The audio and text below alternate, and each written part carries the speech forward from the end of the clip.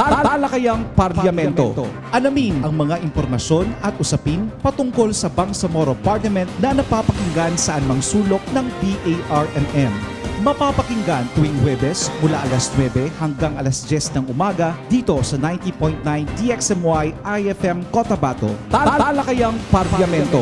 Mapapakinggan din sa DXMS AM 882 Radyo Bida, Brigada News FM 89.3, DXSO FM 99.7, Radyo Pilipinas sa Lanao del Sur, DXNO FM 97.5, Radyo Komunidad sa Basilan, DXSM AM 77.4, Radyo Pilipinas sa Hulo-Sulu, at DXGD AM 67.5, Radio for Peace sa Tawi-Tawi. Ito ang mas pinalakas na programa na magbibigay ng impormasyon patungkol sa Bangsamoro Parliament. Talakayang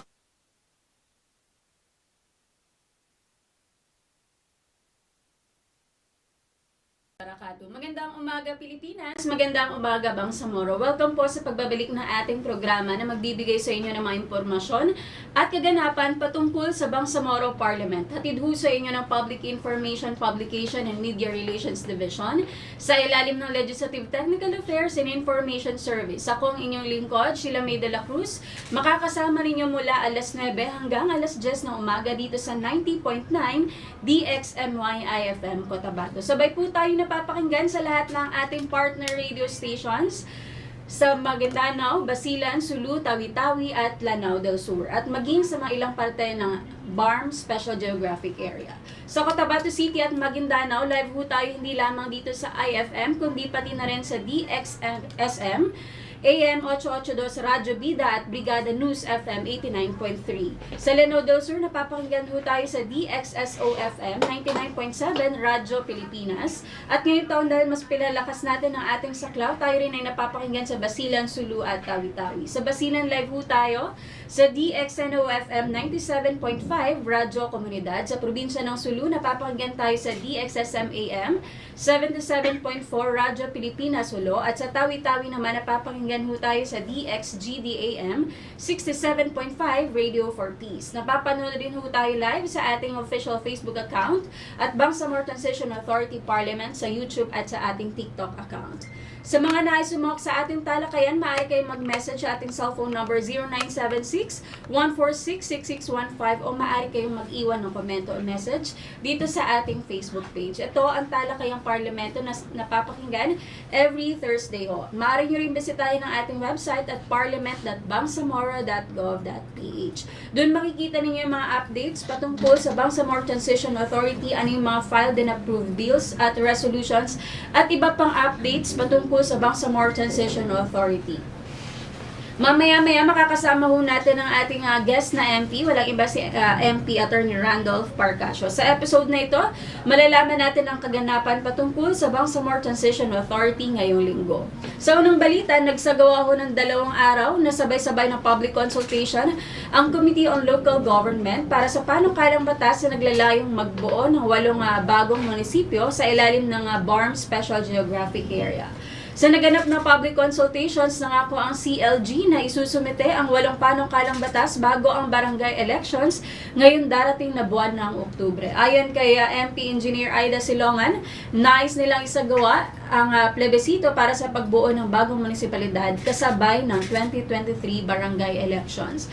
Layan ng BTA Bill No. 129, 30, 31, 132, 133, 134, 135 at 136 na magtayo ng 8 bagong munisipyo sa ilalim ng BARM Special Geographic Area na papangalanang Pahamudin, Kadayangan, Kabalokan, Northern Kabakan, Kapalawan, Malmar, Tugonan at Ligawasan. Dagdag naman ni Deputy Floor Leader Attorney Mary Ann Arnado, kapag ang nasabing panukalang batas na naipasa ay magkakaroon ng mga apektadong residente ng sarili nilang functional, accountable at competent na local government unit na tutugon sa kanilang pang-araw-araw na pangangailangan.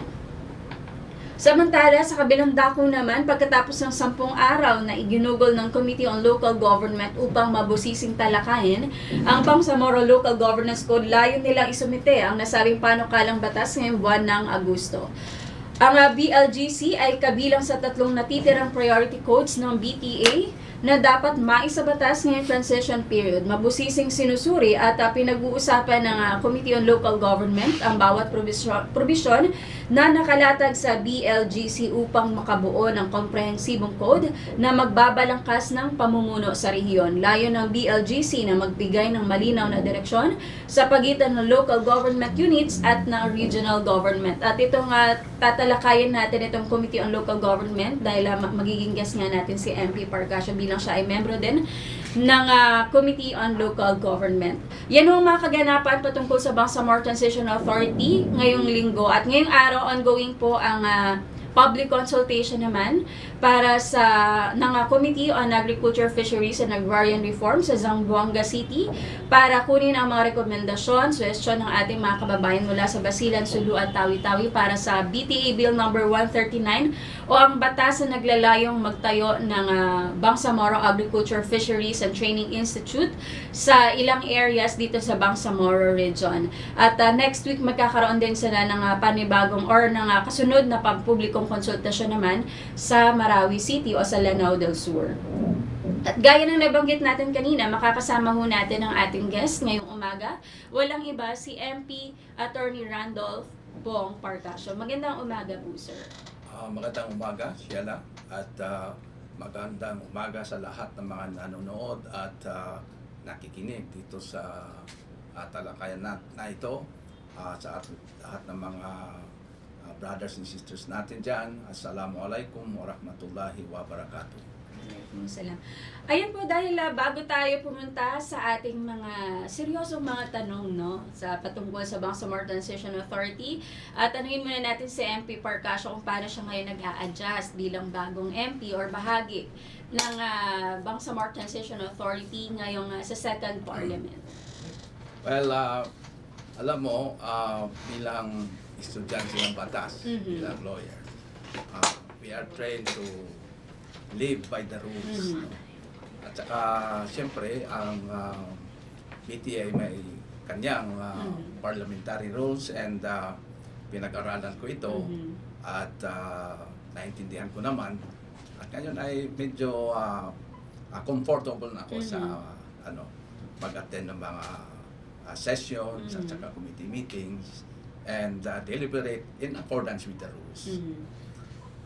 And second, as a transitional government, there are challenges ng mga members ng BTA that we have to overcome. Tulad ng sa umpisa, akala namin ay may mga may mga factions, may mga grouping sa loob ng BTA. So we thought, when I say we, kasama dyan yung 6 na MPs na in-appoint ni Presidente Ferdinand Romualdez Marcos na galing sa grupo ng MNLF under the chairmanship of Chairman Nur Miswari. At napag-usapan namin na kailangan na tutulong kami na makamit ang success sa transition. And for that matter, we are practicing itong hindi lang sa salita kundi sa gawa, itong Bangsamoro Solidarity, yung pagkakaisa at pagtutulong-tulungan upang makamit ang ang objective ng isang transitional government. So yun po, and thus far I think we have succeeded in the fact that sa BTA ngayon ay walang opposition, walang minority, walang majority, all of us belong to one group, ngayon sabi nila, ano ba ang nagiging resulta niyan? Walang check and balance. Hindi naman po, kasi kami naman we cooperate, we help constructively. Kung merong mga dapat punahin ay pinupuna din po namin. So, in short, I have adjusted to the work of legislature, an appointed member of the PTA, a position that I never expected will be given to me. And of course, daily I ask guidance from Allah that I will be guided accordingly. and I will contribute to the success of this transitional government.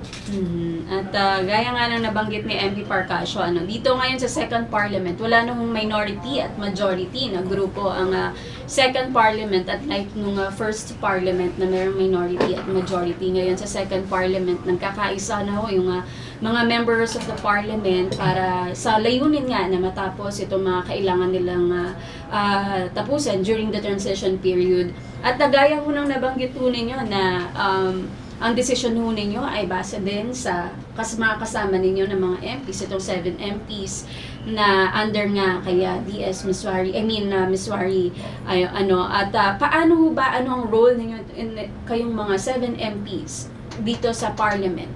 Well, as I've said, we support proposals that we believe is for the good and benefit of the Bangsamoro people. And then, of course, in some near future, we will strive to contribute to the continuation of the peace process. Because alam nyo naman na ang ARMM previously at ang BARM is a product of the peace process. And we hope to be able to introduce for the benefit of the constituents in the BARM legislations that will somehow implement certain provisions of the peace agreements. That could be legislated.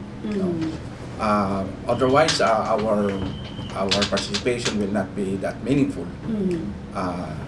And of course, as Muslims, we will abide by the universal guidance of this transitional government, which is moral governance.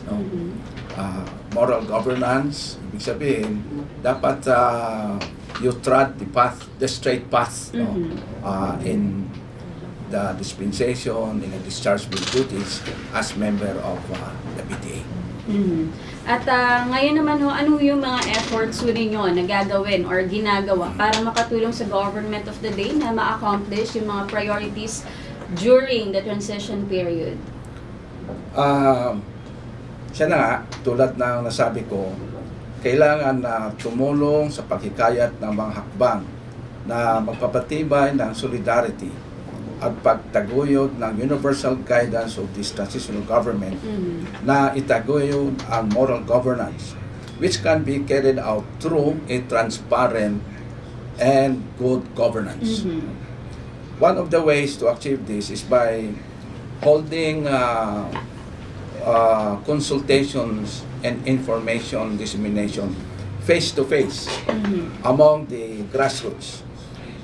Kung ano ba ang mga tinatalakay, ano ba ang ginagawa ng PTA, at ano ba yung mga bills at resolutions na napasa, at explain sa kanila kung ano bang kabutihan nito sa sa madla ng Bangsamoro.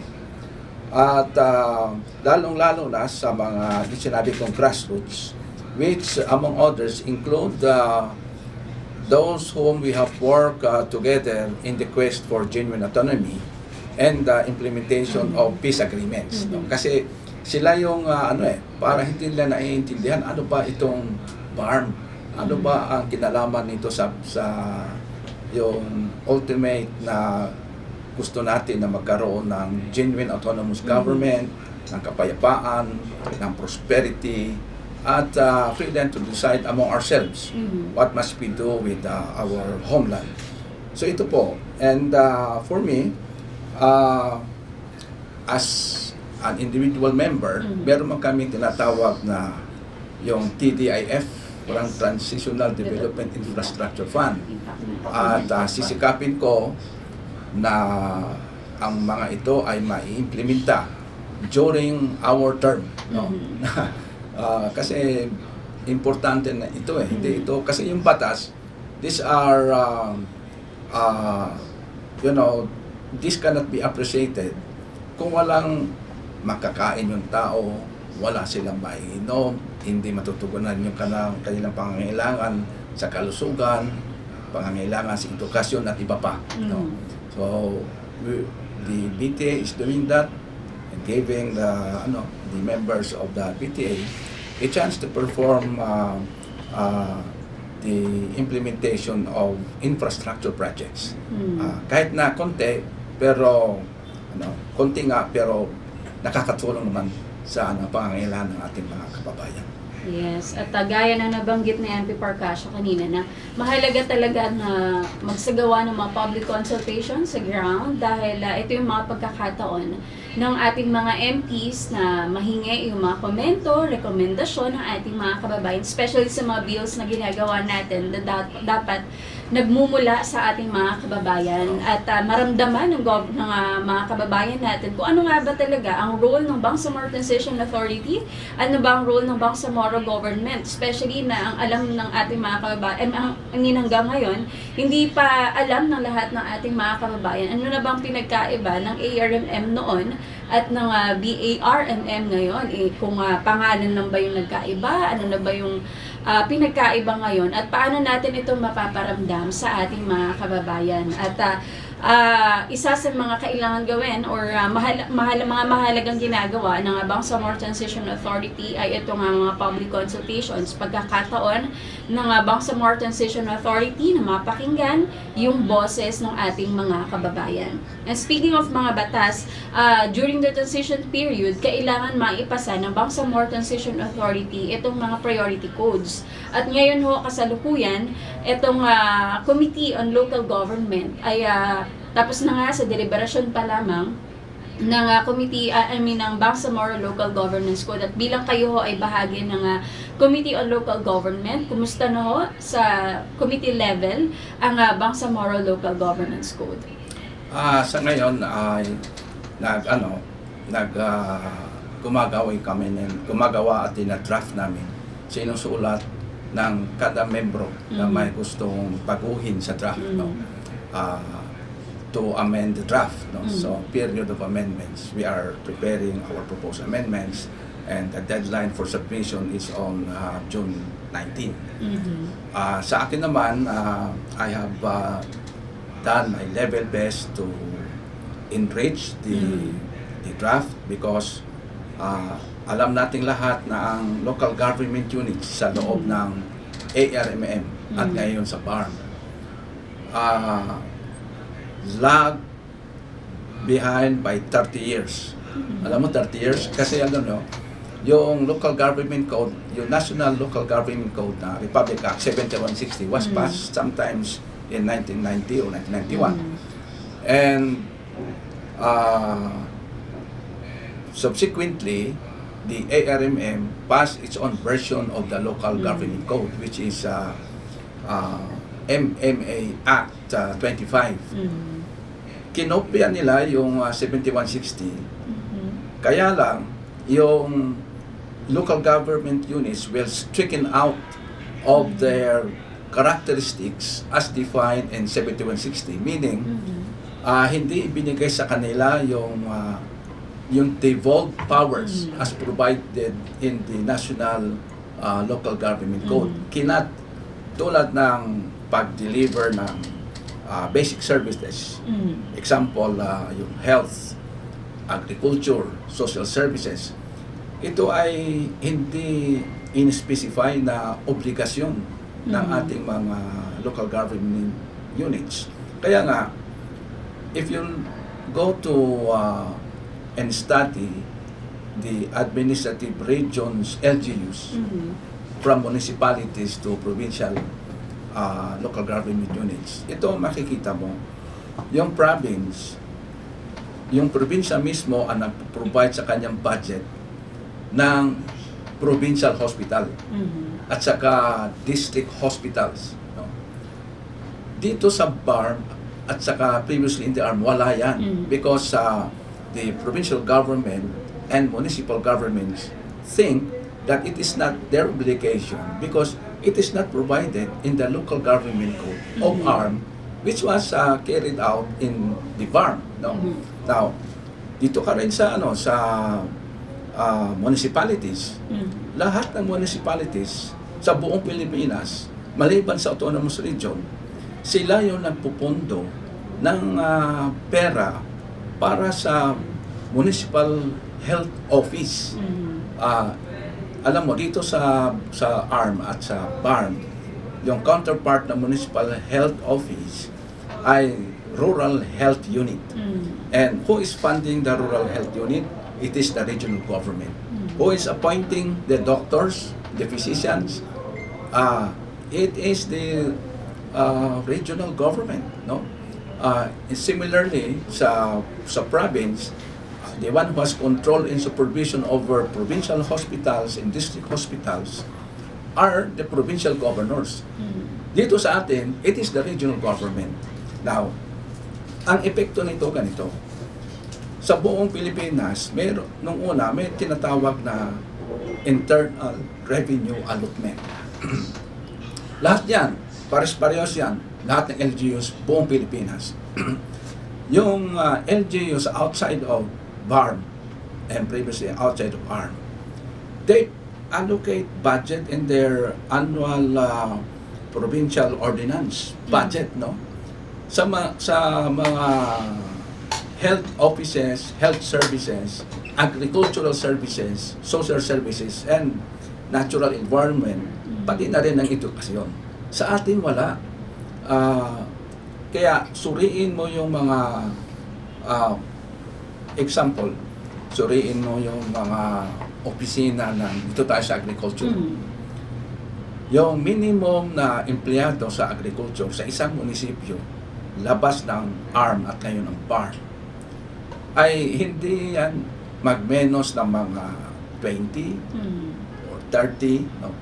At ang mga yan ay gumagawa ng nag-implement ng extension services, agricultural extension services. Now, alam mo, in the BARM, which is primarily an agricultural region as of now, suriin mo yung mga opisina ng municipal agriculture. Mabuti na lang kung may makita kang 5 na empleyado.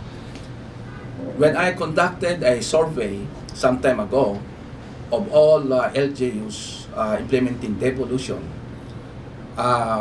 nakita ko na ang pinakamaraming empleyado 3 sa municipal agriculture office. Now, paano mo ma-assure yung ma-address yung need for food production? No. Ngayon, itong 3 empleyado na ito, hindi ito paid by municipal governments. They are paid by the regional government. Now, if you go up sa provincial government, ganon din. It is the regional government that that have control and supervision and has the authority to appoint employees and provide the funding of provincial agriculture. Kaya nga sinasabi ko, yung delivery of basic services among local government units, hindi naman kasalanan nila yon, kasi sabi na hindi namin obligasyon yan sapagkat wala sa ating local government code, yung MMA Act 25. Ito na ngayon ang nire-rectify ng proposed local governance law or code ng PAR upang unang-una, at least our LGUs will be at par with LGUs outside of PAR. No? Not only will they be at par, they could even be better because there are features and provisions that were revised and improved in 7160. When I say 7160, ito yung Batas Local Government Code National. No? In-improve yan, ni-restore yung mga dapat na programa, dapat na karapatan, dapat na mga obligasyon ng lahat ng government o local government units upang they will function in accordance by which they exist in accordance with the Constitution. Otherwise, ganito mangyayari.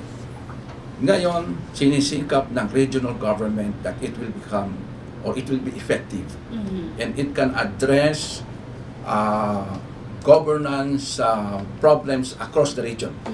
So, it is rectifying past mistakes.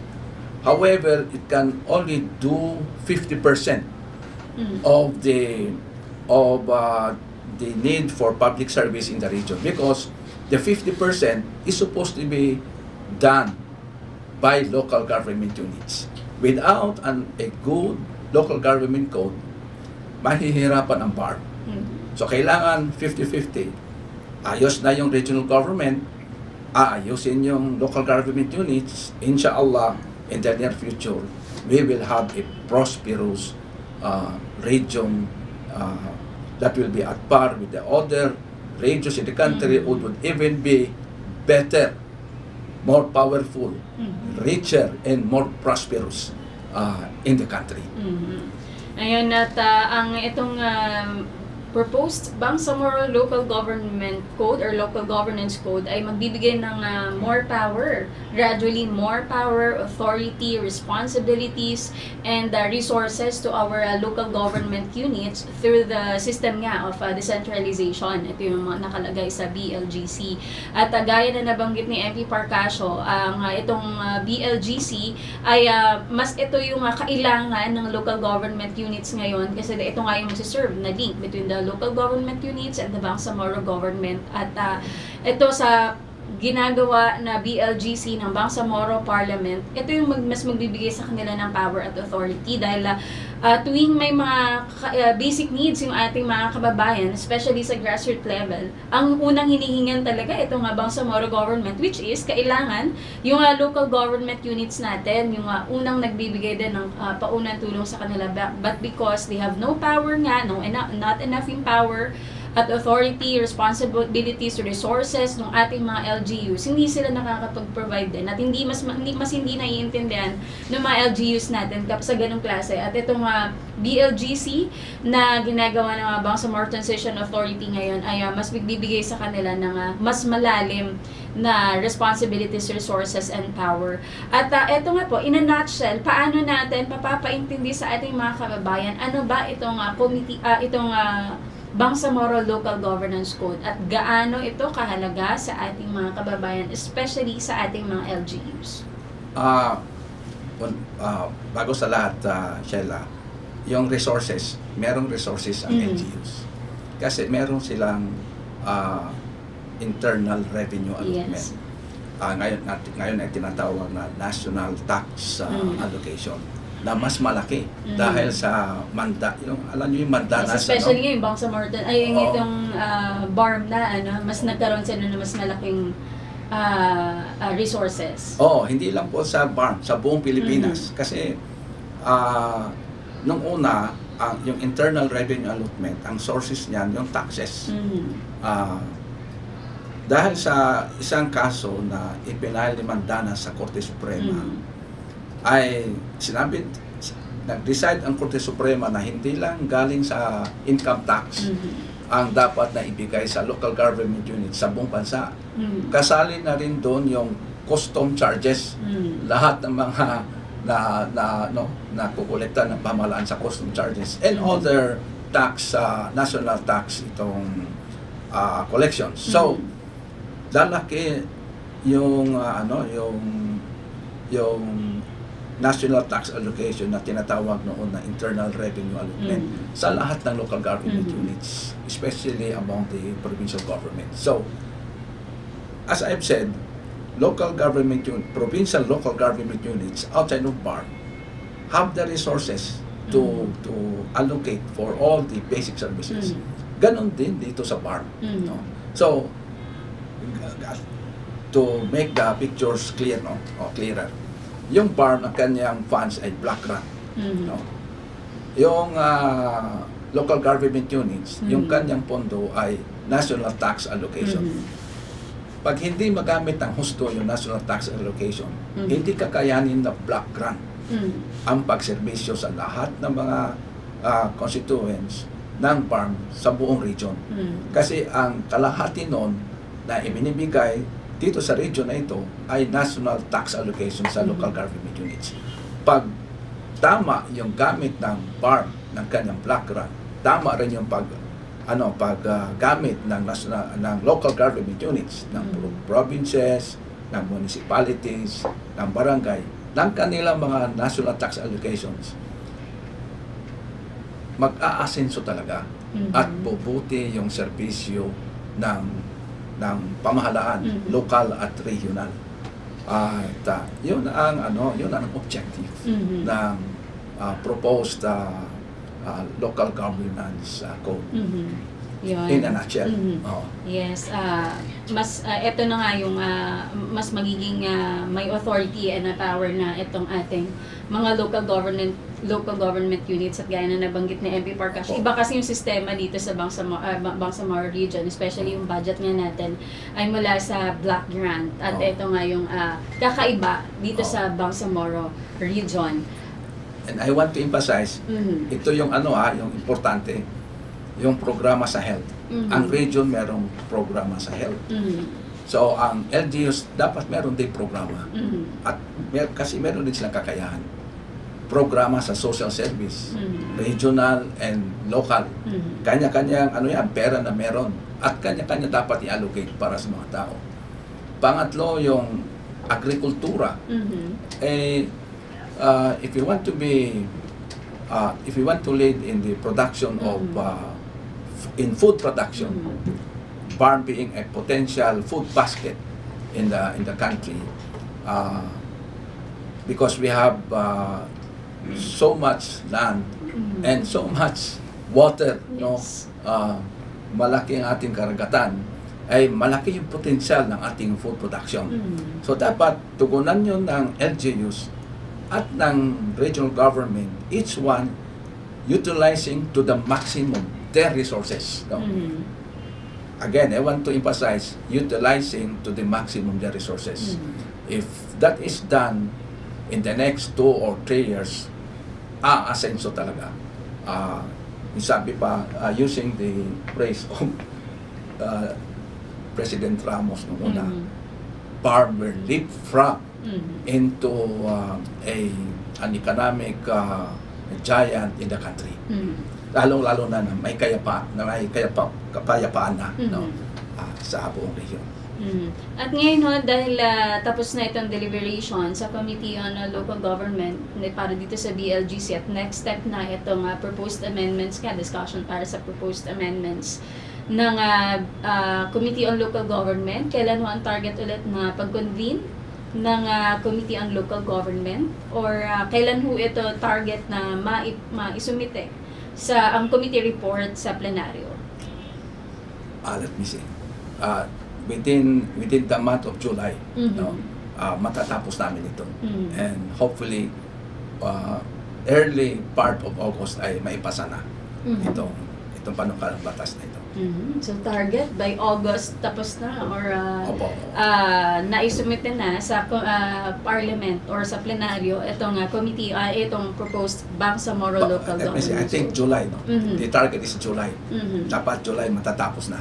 Okay, dahil June na ngayon at target na itong priority code, so ito yung mga kailangan na maipasa ng ating mga MPs during the transition period, at meron na itong administrative code, education code, civil service code, electoral code ay pasado na sa plenaryo, at itong local governance code ay currently ay nasa committee level na, at ang ibang mga priority codes ay target din nilang mapag-usapan sa plenaryo ngayong taon. At maiba naman ho tayo, ano naman po ang mga bilang si MP Parcasio, ano naman yung mga bills or resolutions na nais isulong ng inyong opisina? Okay, unang-una, balik tayo doon sa budget process. Ako po kasama ni MP Muñoz at saka ni MP Ramos na membro ng subcommittee ng finance. We have successfully added 500 million pesos sa isang priority project ni Chief Minister, yung tabang. Alam nyo, nung ako ay inassign doon sa subcommittee on finance na magtatakal doon sa budget ni Chief Minister, medyo kinabahan ako. So baka I can, baka marireduce ko yung kanyang budget. Kasi, but when I attended the meeting, nakita ko kulang pala. Kulang, lalong-lalo na yung sa tabang. No? So, I proposed na dadagdagan yun ng 500 million. And I was supported by MP Muñoz and MP Ramos. And of course, our subcommittee chair, si Minister Raisa Jaturi. Kaya nadagdagan yon. Actually, hindi nadagdagan, it was restored. No? So, hopefully, inshallah, Tabang will be able to perform well. No? Alam niyo naman kung ano yung mandate ng Tabang. Kasi sabi ko, this is one of the best programs because we are a transitional government.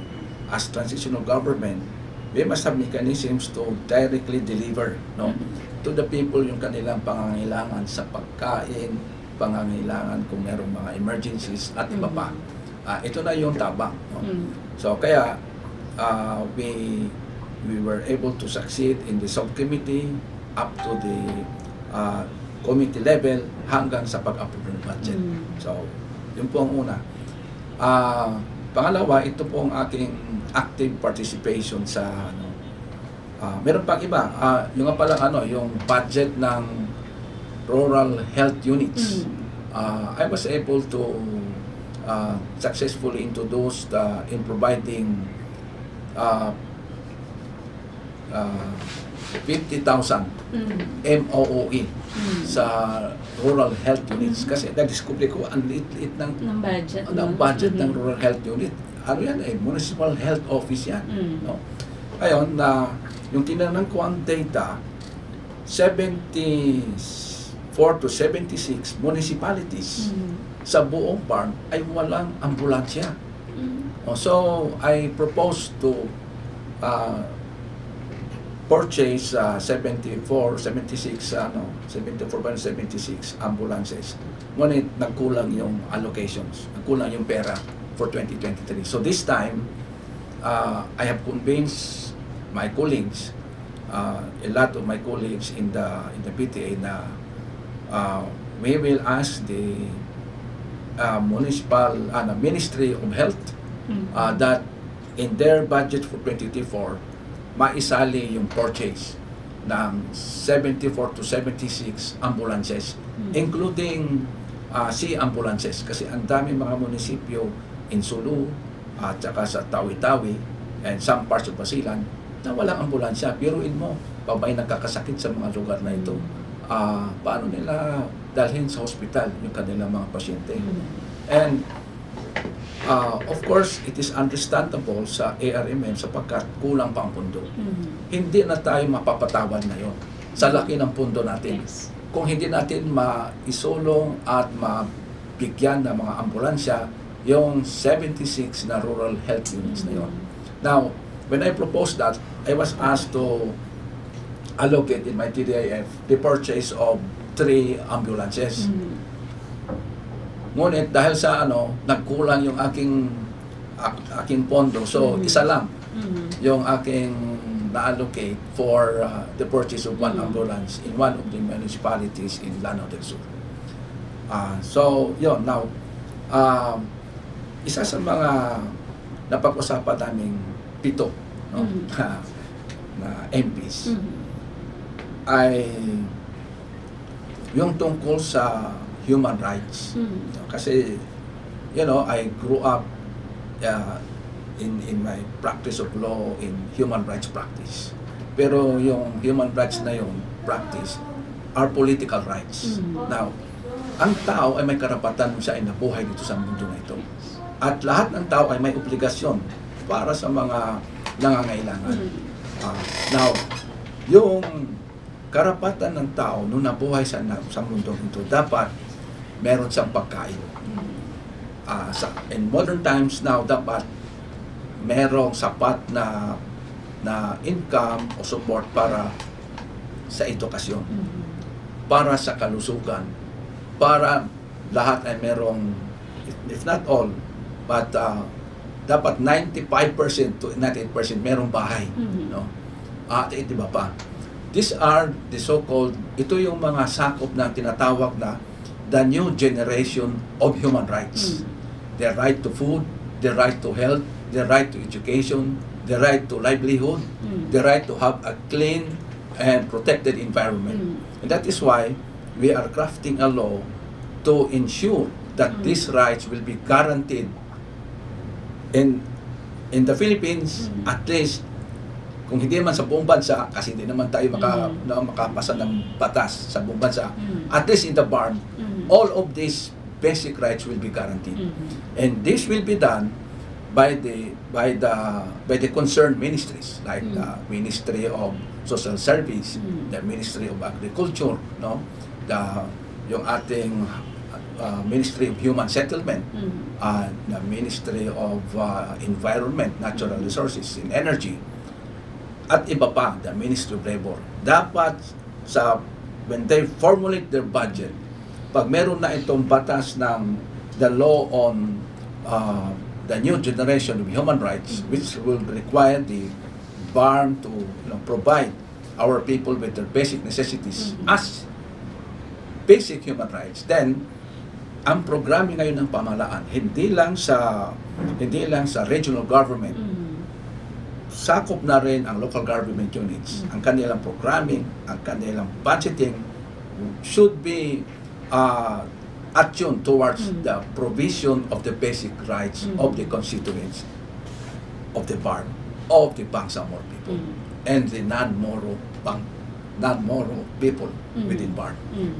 So yun po, yung panukala na yun. At saka, meron pa po iba, yung alam nyo naman, yung Sulu at Tawi-Tawi used to be the trade hub, the international hub of Southeast Asia. No? So, we want to restore that. So, there must be a appropriate law to restore the historic trade role of Sulu in Tawi-Tawi. Nung una, Sulu lang yan. Kung ngayon, may Tawi-Tawi na. So, dapat itong dalawa na ito should be constituted as special economic zones.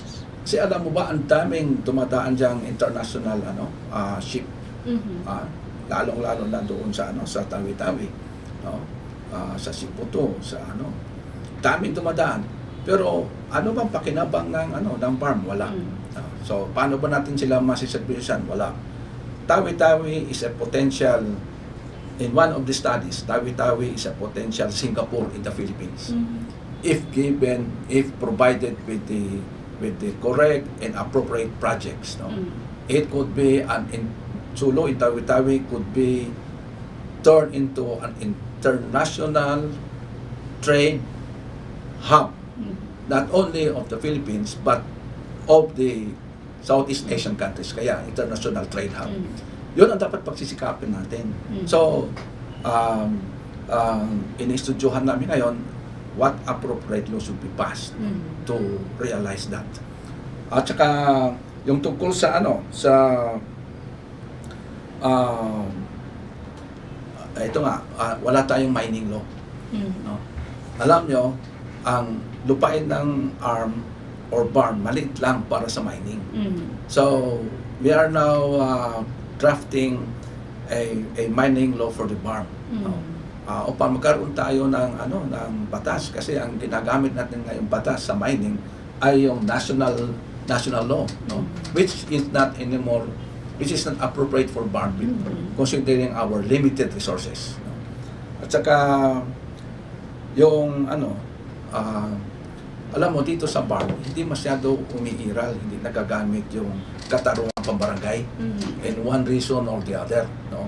Kasi dapat, kasi yung katarungang pambarangay, objective niyan is to declare the courts, no? Pero alam nyo naman, sa atin, hindi tulad ng ibang administrative regions, hindi masyadong maraming kaso, kasi hindi na nagpapile ang tao sa korte ng kaso. You know what I mean? Yes. No? So, dapat merong para ba dispute resolution that will cater to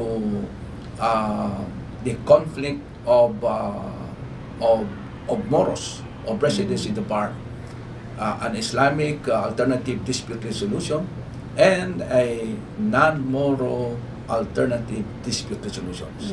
Dapat meron tayong batas na ganun. Ito po ay napag-usapan namin bilang Vice Chairman po ng Committee on Justice, a committee that is chaired by Attorney Jose Lorena. Ang Vice Chairman for the Muslims ay si Ustaz Abdul Karim Miswari. Yung Vice Chairman for the non-Moro ay si MP Piang, former Mayor Piang. No? So yun. And then, at iba pa, no? Marami ito, pero I don't think we have enough time to mention all my priority bills. Of course, on top of that, yung naiiwan na obligasyon ng PTA, yung malapit na matapos na local governance code, and then next I think will come the revenue code, and then of course yung non-Moro indigenous people's law within BARM. Inshallah, matatapos yun. Yes. Yun lamang ang ilan sa mga nais isulong ng opisina ni MP Parcasio ng mga batas sa Bangsamoro Transition Authority Parliament. At malalaking batas ito, hindi lamang basta ito batas na kailangan dapat gugulan ng panahon at oras dahil itong mga batas na nabanggit ni MP Parcasio ay mga batas na talagang napakalaki ang impact sa ating mga kababayan, especially batas on gawing ang international trade hub itong sa Sulu at tawi-tawi dahil mahalaga nga walang natatanggap na benefits ang BARM despite sa mga nangyayari within the island provinces at mahalaga na magkaroon nga ng pakinabang yung BARM dito sa mga activities dito sa island provinces at itong mining law na kailangan talagang bigyan ng gugulan ng panahon dahil especially sa may mga areas talaga dito sa Bangsamoro region na kailangan ng tutukan especially on mining at ito ay malaking concern din sa Bangsamoro region at ito nga po lastly bilang kayo representante ng iba't ibang mga probinsya sa Bangsamoro region, paano naman ninyo napaparamdam sa kanila na you are serving as the voice ng ating mga kababayan dito sa Parliament? Importante yan. Yung concern ng island provinces, particularly Sulu, Tawi-Tawi, and then also Maguindanao. Alam mo, the two major sources that was granted to us by God, by Allah subhanahu wa ta'ala, are, number one, natural gas in the Liguasan Mars in Maguindanao. Number two, oil in Sulu and Tawi-Tawi. So, meron tayong may kung sa Republic Act 11054, merong provision doon tungkol sa co-management of these energy resources. Alam mo kung saan nanggagaling yan? Nanggagaling yan doon sa tripartite agreement ng MNLF government at OIC.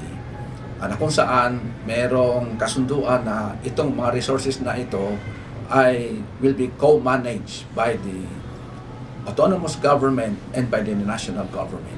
Now, aside from that, there was also an agreement na ang sharing sa revenues is 50-50.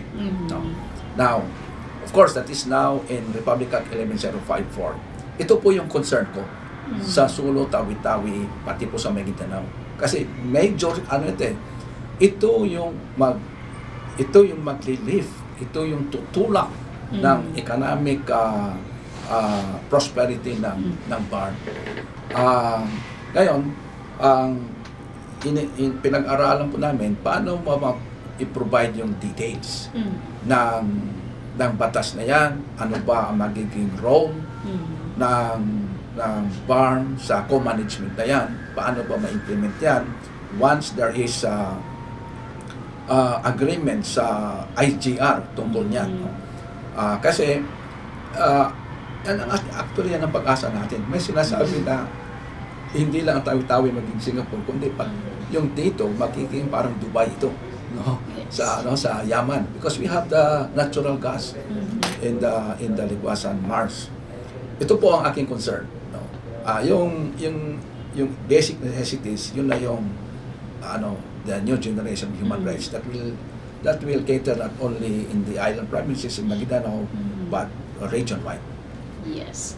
At yan ang mga ilan lamang sa mga naisisulong ng office ni MP Parcasio. At alam naman natin na talaga si MP Parcasio, since ARMM pa lamang ay isa siya sa mga batikan ho talagang mga lawyers sa nung ARMM pa lamang. At ngayon ay talagang nakikita natin sa kanya yung efforts na ginagawa ni MP Parcasio pang makatulong nga sa government of the day na ma-accomplish yung mga kailangan during the transition period.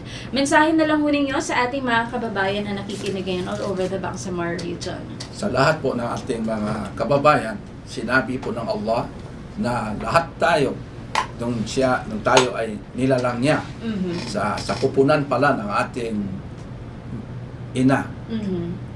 Bago tayo itong nabuhay dito sa mundo na ito, binigay niya sa atin ang kanyang spirit. In Arabic, it is said in the Quran, Bismillahirrahmanirrahim, فَإِذَا سَوَيْتُهُ وَنَفَخْتُهُ فِيهِ مِنْ رُوحِي فَقَعُوا لَهُ سَاجِدِينَ. Ibig sabihin na nung nilalang tayo ng Allah, binigay niya sa atin ang kanyang ruh. In Tagalog, kaluluwa. In English, it is spirit. Therefore, we are all brothers and sisters. That is the explanation why we are all brothers and sisters. And as such, of course, we have, alam mo, pag dito na tayo sa mundo na ito, ang dami kasing mga, ang dami mga tentasyon, ang dami ng intriga, ang dami ng chismis, ang dami kung ano-ano pa. That's why people have the tendency to be engaged in groupism, no? Grupo-grupo, pamilya-pamilya at iba pa. Okay naman yon, pero huwag natin kalimutan na tayo magkakapatid. And as such, as I've said from the start, as Bangsamoro people, we should stand together and move forward kasi binigay ng Allah, binigay ng Panginoon sa atin ang obligasyon na isusulong natin ang kaunlaran at kapayapaan. Kasi binigay niya sa ating kamay yan eh. Pag hindi natin yung ginawa, ay walang kaunlaran, walang kapayapaan. So, let us ask for His guidance. Kasi sabi niya, alam mo tayo ay we pray Muslims, we as Muslims, we pray. In Surah Al-Fatiha, as we say, Ihdina siratal mustaqim. Allah, dali mo kami sa daan na matuwid. Ano ba itong daan na matuwid na ito? Basa-basa ko ng basa. Yung pala, may sikreto. Sabi niya, Wa'ani buduni haja siratim mustaqim. Ang pagsasamba sa akin, yan ang daan na matuwid.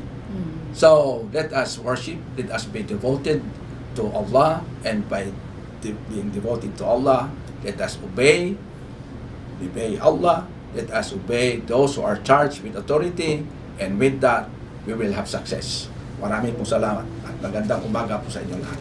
Maraming salamat, MP Parcasio, para sa pagpapa-unlock sa ating programa ngayong umaga ito. For more updates, you can check the Facebook page of MP Parcasio. At syempre, ang official website ng ating Parliament at parliament.bangsamoro.gov.ph. You can check our Facebook account at Bangsamoro Transition Authority Parliament at iba pa nating official social media accounts. Muli maraming salamat po sa lahat ng mga nakinig at sumubaybay sa Talakayang Parlamento. It's every Thursday at 9 a.m. to 10 a.m. napapakinggan sa lahat ng ating partner radio stations across the Bangsamoro region. At Ulat Bangsamoro naman po, our online news program is every Friday at 3 p.m.